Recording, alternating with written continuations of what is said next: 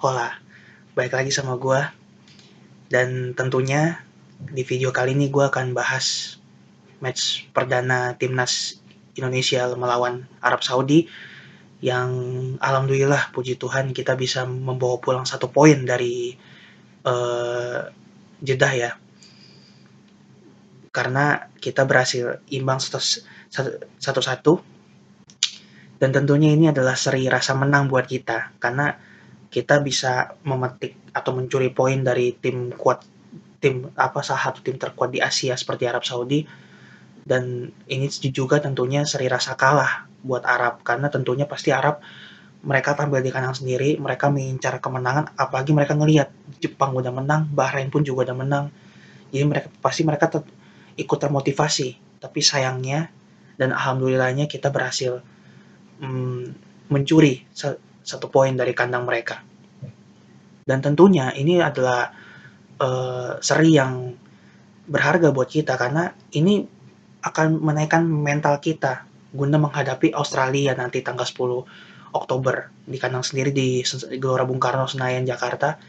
Yang Australia juga baru aja kalah di kandang sendiri juga ya dari Bahrain. Jadi gua rasa di match ini mereka akan termotivasi. Apalagi mereka pasti berbekal pernah menang dari kita dengan skor 4-0. Jadi mereka mungkin agak sedikit merasa di atas kita. Tapi ini nggak boleh bikin kita lengah. Justru kita harus kalau mereka termotivasi, kita harus lebih termotivasi. Apalagi kali ini kita tampil di kandang sendiri. Kita harus buktiin lawan Arab aja kita bisa mencuri poin, apalagi lawan Australia yang kalah di kandang sendiri loh dengan skor tipis 0-1 dari Bahrain gitu. Dan di match lawan Arab Saudi ini, gue mau kasih analisa sotoy gue bener-bener happy banget. Nggak kelihatan ya kayak negara Arab Saudi yang mungkin gue lupa peringkat berapa, tapi mereka yang jelas di atas peringkat 100 besar. Kita yang peringkat 134, 133 yang sekarang berkat seri lawan Arab itu udah naik ke peringkat 131, itu nggak kelihatan. Seolah-olah levelnya nih hampir sama. Apalagi di babak pertama kita sempat beberapa kali menguasai bola, Arab Saudi sempat kesulitan menembus lini pertahanan kita. Bahkan Arab yang gue lihat hanya on target cuma 1 dan itu yang jadi gol yang mengenai bahu dari Calvin Verdong ya. Sisanya cuma shoot yang mungkin nggak terlalu berbahaya. Intinya di babak yang pertama kita bisa untuk memberikan perlawanan seperti waktu lawan Jepang, waktu lawan Australia di Piala Asia. Di babak pertama tuh kita superior. Dan kita juga kalau dibilang digempur sama Arab Saudi, itu nggak juga gitu loh. Makanya buat gua, semua pemain tampil baik. Kiper Martin Paes akhirnya menjalani debut ya sama kita. Debut yang sangat fantastis ya. Walaupun sempat bikin blunder, bikin penalti, tapi dia berhasil menebus dengan menggagalkan penalti itu. Beberapa kali dia juga melakukan save-save yang krusial juga, terutama di babak yang kedua. Itu jujur tanpa merendahkan kiper-kiper yang lain, tapi kalau kipernya bukan pas, itu mungkin kita udah kalah 2-1, mungkin 4-1 mungkin. 4-1 tuh termasuk yang gol dari penalti itu. Back-backnya juga Verdong, Jay Ises, Rizky Ridho itu bermain dengan sangat baik, terutama Jay Ises ya, yang di match ini jadi kapten. Dia memang menunjukkan leadership-nya, dia yang mengatur, mengkoordinasi, bener-bener berjiwa kapten bener. Lalu juga di lini tengah ada Tom Haye yang sebenarnya di match ini agak sedikit kurang kelihatan karena mungkin efek stamina juga ya, di Arab kan panas banget memang. Dan juga lini depan Ragnar Oratmangun itu lari sana lari sini, kejar bola, dapat bola dia susah direbut bolanya, bener-bener bekerja keras ya Oratmangun ini. Jadi gue mengapresiasi semua pemain baik yang bermain dari awal maupun yang jadi super sub seperti mungkin Shane Patinama Asnawi, Marcelino, semua sudah bekerja keras ya. Mancini itu sampai pusing sumpah. Gue ngeliat raut mukanya Mancini sebagai pelatih kelas dunia yang pernah menangani City, yang pernah juara Euro bareng timnas Italia, itu pusing loh. Ngadepin kita tuh pusing loh. Sampai kemarin nih sempat emosi, sempat marah-marah di pinggir lapangan.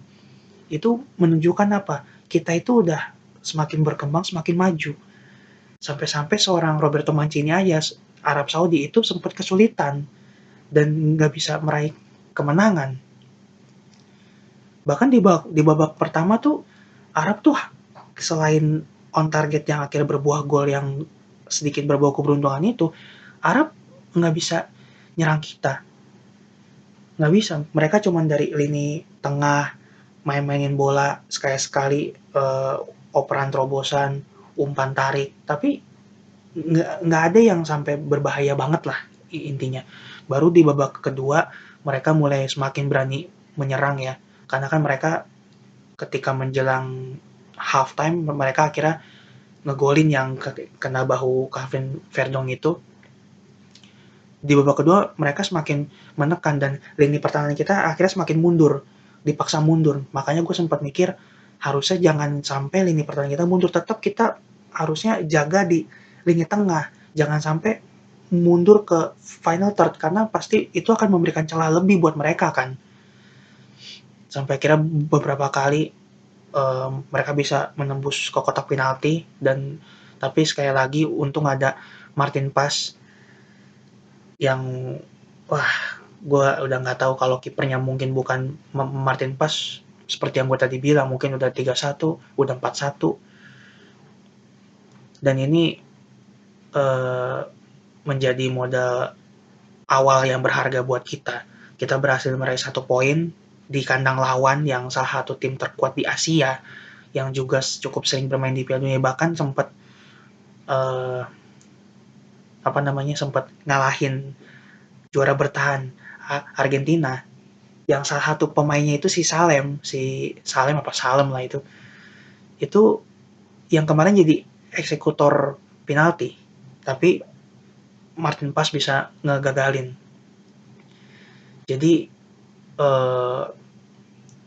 bener-bener ini 1 poin yang apa ya buat kita tuh berasa banget lah karena kalau sampai kita kalah dikhawatirkan mental kita bakal down untuk kedepannya tapi dengan 1 poin ini kita lebih optimis tapi ingat jangan jumawa jangan sombong jangan merendahkan tim lain ini baru awal loh masih ada total 9 laga yang bakal kita jalani 4 laga tandang 5 laga kandang termasuk nanti laga kandang lawan Arab Saudi lagi makanya gue cukup kesel juga kalau ada supporter bola yang mungkin supporter timnas tuh yang udah kelewat sombong duluan seolah-olah kita bakal juara grup nih gitu. Maksudnya ya kita harus realistis juga lah. Gue jujur aja kalau untuk peringkat setelah gue ngelihat yang semua match pertama Jepang ngebantai China 7-0, Australia kalah lawan Bahrain yang ternyata Australia setelah gue lihat matchnya itu nggak sekuat itu. Gue berpendapat bahwa kalian boleh setuju boleh enggak itu peringkat 1 udah pasti Jepang lah Jepang tuh udah kunci lah peringkat 1 itu peringkat 2-4 itu kita masih berpeluang kita Australia Bahrain Arab itu masih berpeluang besar tuh 4 tim ini untuk memperebutkan peringkat 2, 3, dan 4 dan apakah kalau bermain seperti kemarin apakah kita bisa